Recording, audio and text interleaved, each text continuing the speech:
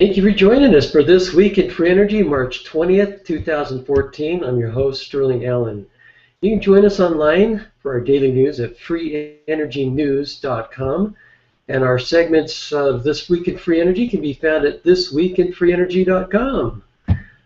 Headlining this week, we talked about this last week as well. I posted a featured page about my, Sterling Allen's HCAT heater design. I've cleaned it up a little bit this week. You can just post it this afternoon, the updated image showing the blower flowing across the catalytic converter. You've got the Brown's gas generator in the bottom there, the HHO gas, the power supply. And we're getting closer to having that built. We're getting the components in and sourced, and on our page, we're updating it with the links of where you can go to get these materials. The idea is to have a product that you can sell, a heater, using Brown's gas as the fuel source, which is generated on site.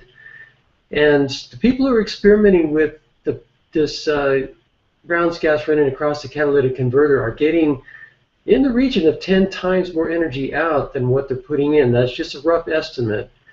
Before we actually put ours in the cabinet, we're going to run a calorimetry test on it, put it in a water bath, elevate the water temperature by 20 degrees Celsius, do the math on it to see how much energy out in the form of heat, and see what we're at in this particular combination.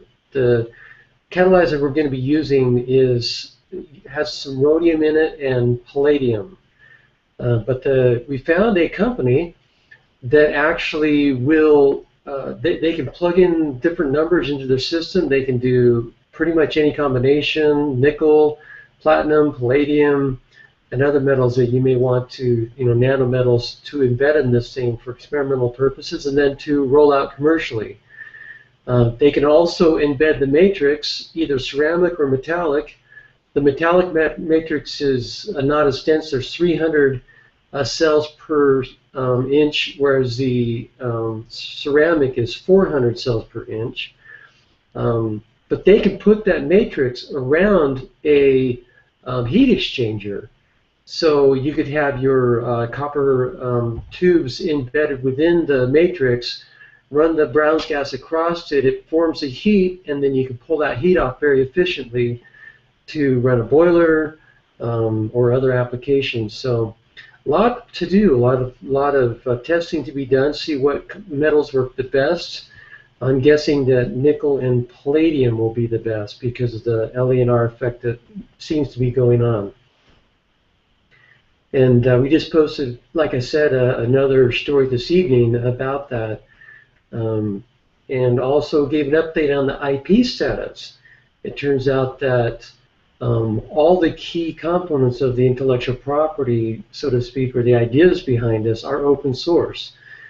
In 2010, Lattice Energy gave a PowerPoint presentation about how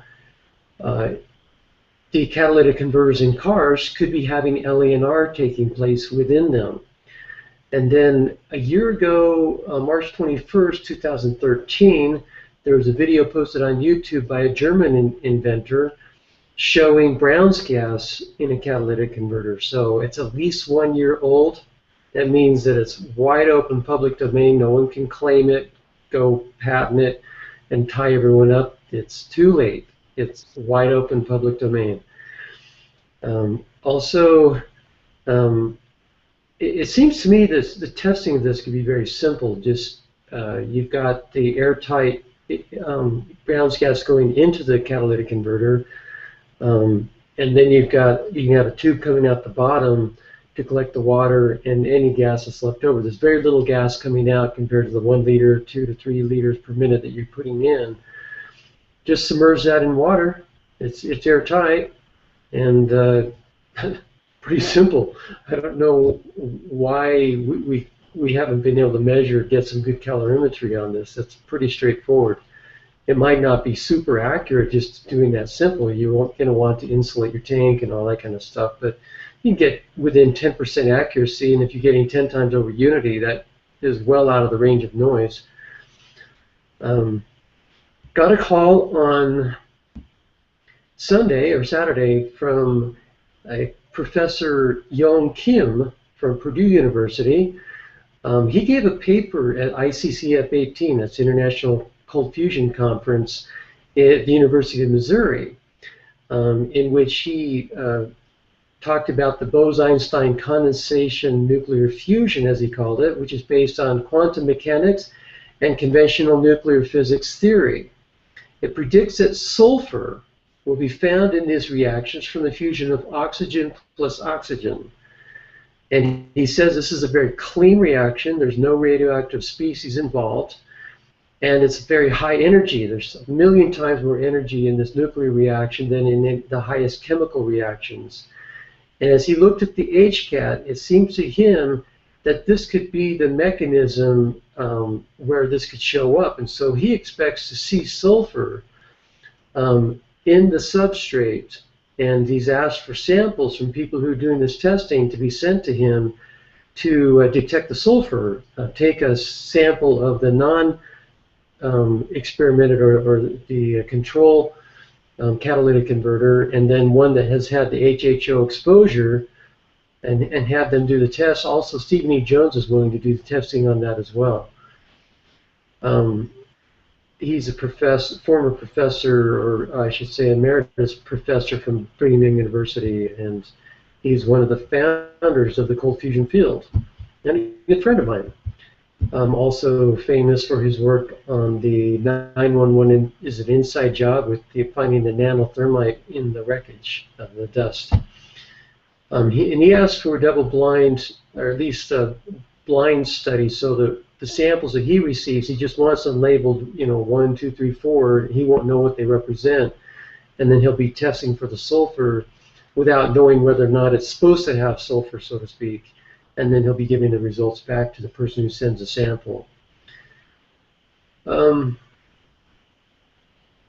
then another big story, it took me a little while to get on this because I was busy with this HCAT stuff going on, but on the 5th of March, there was a press release produced by, I believe it's a company in California, Solar Hydrogen Trends Incorporated. They have an over unity like 5 times more energy out than in with their hydrogen production. They presenting, quote, the world's first hydrogen reactor for production of unlimited hydrogen. The reactor uses water as a main fuel and is 100% carbon-free, endless fuel from water. They claim that an input of 500 watts produces 2,797 cubic feet of hydrogen per hour, equivalent to 221 kilowatt hours at a cost of $1.80. We mentioned last week this thing about the Keshe Foundation, that Moran Keshe claimed that there were some threats on his life. Their website was in jeopardy. I was able to do an interview with Rick Craymond, who's one of the guys involved in doing their seminars. And it was a good interview. I posted some images along with that, uploaded that as a YouTube video, and as of this morning, it had some 3,500 visits on it already. And one of the things that's come out of this is Keshe has released his USB stick that he's given to the different governments of the world, now released to the public. You can download those. It's about a 1.3 gigabyte file. It's got the patents and some other information, blueprints for their spaceship program, showing their spaceship, the 5 different levels and what's on each floor. It's a fairly large structure that they envision. And also some interesting update on them yesterday. He made a pretty amazing statement about some upcoming demonstrations that we can be expecting. Aurora Tech, Bill Alex Technology down in Arizona, Phoenix area, talks about free energy, anti-gravity, and superconductivity. Quote, the crucial realization is that superconductivity is associated with a bound pair of electrons, each having equal but opposite spin and angular momentum. Traveling through the metal, this is also known as Cooper pairing, unquote. And then boots on the ground, whispers about RAR, or HAR, I guess is how you pronounce that, RAR, gravity motor down in Brazil, Porto Alegre. Quote, the gossip of vendors and customers around HAR's machine are many. Unanimously, they claim the machine works since last year. The HAR building was completely renovated, being prepared for the International Press Conference, unquote. I've been invited to go down to Porto Alegre, Brazil, which is the city that they're in May for a conference down there. That's that International Free Software Conference. I'm going to be talking about the latest free energy technology developments. I was there last year. And last year we weren't able to go in and visit this company while we were down there. They were a little bit skittish about having any media exposure. This year we may also need to go in quietly without being there as a press representative, so to speak. But I am hoping to get in the doors and see that big monstrous beast of a machine. It's very intriguing. Our friends over at Navratna in India were in the news, entered a joint venture in green cement. That was one of the two companies that first turned my attention to the possibility of the Qmogens about a year and a half ago, August 2013, 2012 is when that first came out. HHO Games founder Joe Shi is running for U.S. Congress. It'd be nice to have one of our own in the halls of Congress who represent the interests of exotic free energy in general and HHO in particular. And he makes the point that many of the HHO's most important pioneers have lived and worked for decades in that area of the country, in that district in particular, including Stanley Myers, and also, what was his name? Anyway, it's in the story. He says, I hope to get important funding for our industry and wider recognition of its benefits to the American driver. He has a congressional air to him. He looks like he could be a congressman, so best wishes to him on that. A follow-up on G&G water fuel demo that was supposed to have taken place a week ago Saturday ran into mechanical problems. Were not able to give a successful demonstration. They scrambled and tried to get a new generator to run, but it was larger than one they had been using, and it only ran for a few seconds on the water mist. So they're going to be hoping this weekend to have a new revamped system together, take some videos of it, and send it to the people who signed the NDAs to that first conference. There are about, what do you say, 17 people showed up to that from around the U.S., including Alaska. He felt bad for them having come in so far and weren't able to see something running other than for a few seconds. And it was not long enough to prove anything. Conventional free energy, SolarCity installs panels on your house for free and only charges you for the power you use. Wall Street going crazy for revolutionary energy technology. Stocks of companies that develop and sell fuel cells are going crazy. Their shares are up about 50% in the past 5 days as of March 16th. Among the catalysts for the surge was the announcement of a huge new Walmart order for Plug Power's fuel cells. Imagine what will happen when free energy, exotic free energy technologies start hitting the stock market and the kind of interest that will get. Awesome Tesla ad made by college grads for $1,500. Very cute. You've got to see that. A lot of fun. I watched it a couple times. Green Power Inc., waste-to-fuel technology, had 3 stories in the news in the last couple of weeks. The materials left behind, taxpayers being stuck with the bill for the defense, even though supposedly the family's still living high on the hog. We have Michael Spitzauer is in jail right now for no bail. The case is supposed to go to court in November, and charges of wire fraud, aggravated identity theft, and money laundering. Powerful promise of a puzzling new microscopic combustion engine. Engineers have built a powerful microscopic engine that relies on the combustion of hydrogen and oxygen. One problem, nobody knows how it works. And a little bit off topic from free energy in general, an open letter to discuss. They were the ones that do our comments at the bottom of our website. It seems like there have been some fairly loosey-goosey, low moral types of images that have been posting, and so I posted an open letter to them. It turns out that they actually have settings that you can change that we didn't know about. You can actually even make money off those ads and share in the revenues. So we changed our settings from medium to moderate. I guess it was from light to moderate. Hopefully that will solve that problem. It's interesting, I put up a little poll on that.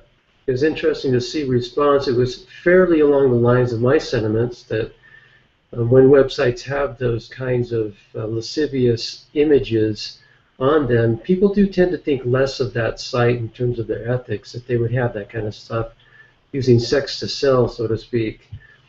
And also people's sentiment was that if Disqus does not do something about this, then we should stop using them. But it turns out that from the beginning they did. We just didn't know about it. So grateful to them. They did respond to our open letter via the comments.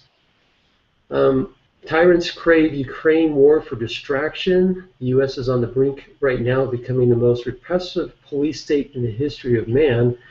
We're also on the brink of a new birth of freedom. The war right now would allow the treasonous tyrants the luxury of unlimited budgets and complete exemption from oversight. And this does have to do with exotic free energy, in that if we do get into a world war, it's going to make it very difficult to do the kind of exchange that we have now, both of ideas as well as of components that we need to make these cool devices. Wire electricity is here, according to a story in several places. It says, quote, "We're not actually putting electricity in the air. What we're doing is putting a magnetic field in the air. It works like this. Electricity built a source resonator, etc." And then finally, a story about smart meters, opt-out smarts. It's very expensive to opt out, if you can opt out at all. You have to pay hundreds of dollars. Utility companies are literally kicking doors in to install unwanted smart meters, part of the surveillance police state, and they do not save money. Crazy, this world that we live in right now, trying to turn things right side up from being upside down. Well, that pretty much wraps it up for this week in free energy. We thank you for joining us. Come again next week, same time, same place, this YouTube channel for this week in free energy. Thank you.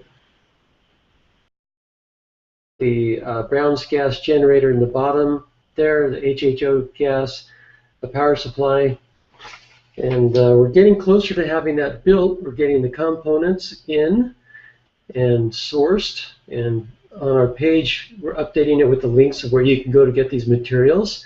The idea is to have a product that you can sell, a heater, using Brown's gas as the fuel source, which is generated on site. And the people who are experimenting with this Brown's gas running across the catalytic converter are getting in the region of 10 times more energy out than what they're putting in. That's just a rough estimate. Before we actually put ours in. Thank you for joining us for This Week in Free Energy, March 20th, 2014. I'm your host, Sterling Allen. You can join us online for our daily news at freeenergynews.com. And our segments of This Week in Free Energy can be found at thisweekinfreeenergy.com. Headlining this week, we talked about this last week as well. I posted a featured page about my, or Sterling Allen's HCAT heater design. I've cleaned it up a little bit this week. You can just post it this afternoon, the updated image showing the blower flowing across the catalytic converter. You've got to embed in this thing for experimental purposes and then to roll out commercially. They can also embed the matrix, either ceramic or metallic. The metallic matrix is not as dense. There's 300 cells per inch, whereas the ceramic is 400 cells per inch. But they can put that matrix around a heat exchanger.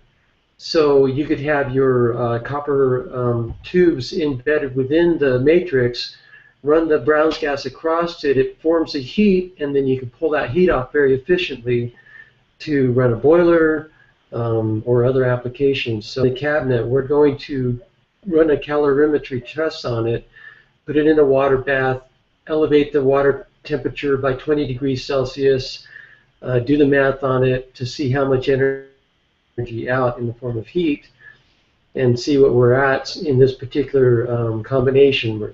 The catalyzer we're going to be using has some rhodium in it and palladium.